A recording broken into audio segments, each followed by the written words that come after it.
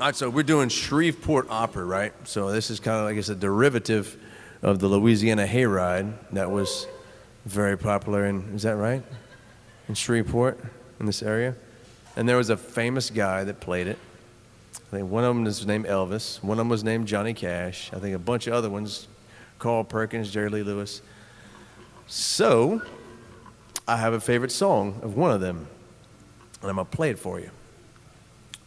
Funny story about this song is it wasn't written by that guy. It was written by a children's book author. He wrote A Light in the Attic. His name was Shel Silverstein. Anybody, that ring a bell for anybody?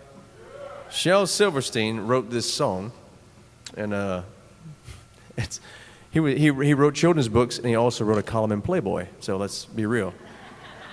This song is not. It's kid-friendly. It's about a little boy named Sue.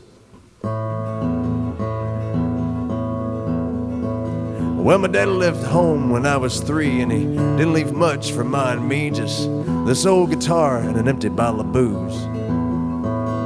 Well, I don't blame him because he run and hid, but the meanest thing that he ever did was before he left, he went and named me Sue. Well, he must have thought it was quite a joke and got a lot of laughs from a lot of folks, but it seems I had to fight my whole life through. Some girl would giggle and I'd get red, some guy would laugh and I'd bust his head. I tell you, life ain't easy for a boy named Sue. But I grew up quick and I grew up mean, my fists got hard and my wits got keen, and I'd roam from town to town to hide my shame.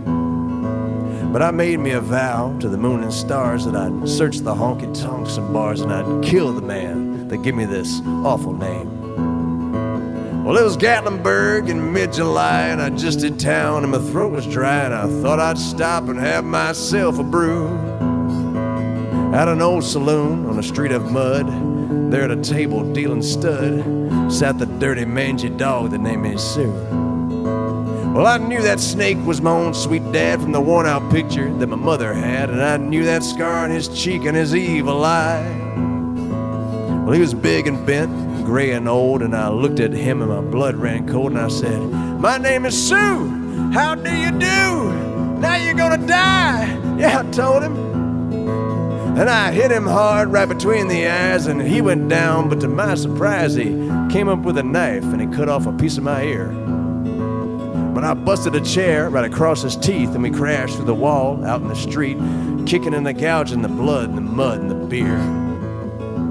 Well, I tell you, I fought tougher men, but I really can't remember when. He kicked like a mule and he bit like a crocodile.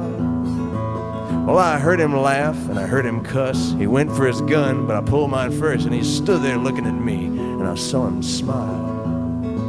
He said, "Son, you fought a hell of a fight, and I know you hate me and you got the right to kill me now, and I wouldn't blame you if you do. But you ought to thank me before you die for the gravel in your guts and the spit in your eye, 'cause I'm the son of a bitch that named you Sue." Man, what could I do? I got all choked up, I threw down my gun, I called him my pa and he called me his son, and I come away with a different point of view. And I think about him every now and then, and every time I try and every time I win, and if I ever have a son, I think I'll name him Bill or George, anything but Sue. Man, I hate that name.